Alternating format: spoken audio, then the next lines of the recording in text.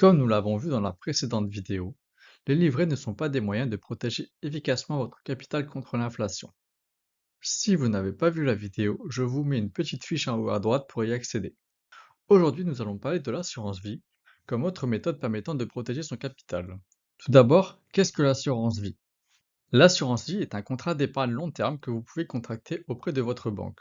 Celui-ci offre des rendements long terme plus avantageux que le livret A ou le LDD, soit environ 2 à 3% par an. Dans l'optique où les livrets ne restent pas éternellement à 3%, mais sont destinés à redescendre une fois l'inflation combattue, les assurances vie restent plus avantageuses à long terme. Suite à la baisse de l'inflation qui interviendra dans les prochaines années, cela devrait normalement faire redescendre le rendement des livrets. Notons qu'il existe deux types de contrats d'assurance vie. Premièrement, les contrats dits monosupport, qui sont constitués de produits sans risque de perte en capital, tels que des obligations d'État.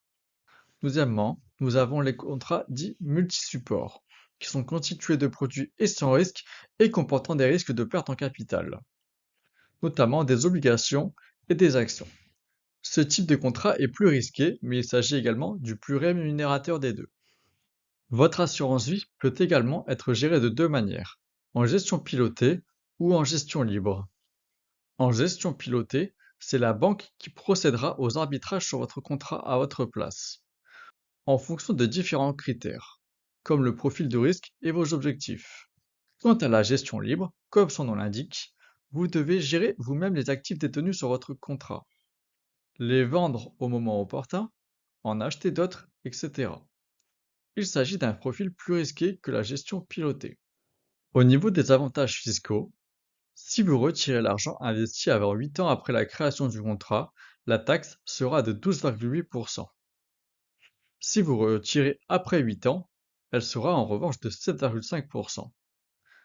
À cela doivent s'ajouter 17,2% de prélèvements sociaux, soit, après 8 ans, une taxe totale de 24,7%. Pour conclure, l'assurance vie est un moyen qui permet de mieux protéger son capital que les livrets.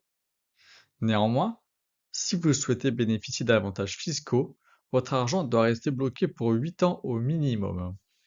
L'assurance vie reste un des moyens de protéger son capital, mais n'est pas le plus optimal, dans la mesure où, avec l'inflation actuelle, elle n'en protégera qu'une partie. Aussi, cela ne vous permet pas non plus de garder le total contrôle de vos investissements. Ici, je vous retrouve dans la prochaine vidéo pour la suite de cette série consacrée à la protection de son capital, avec pour sujet principal le PEA.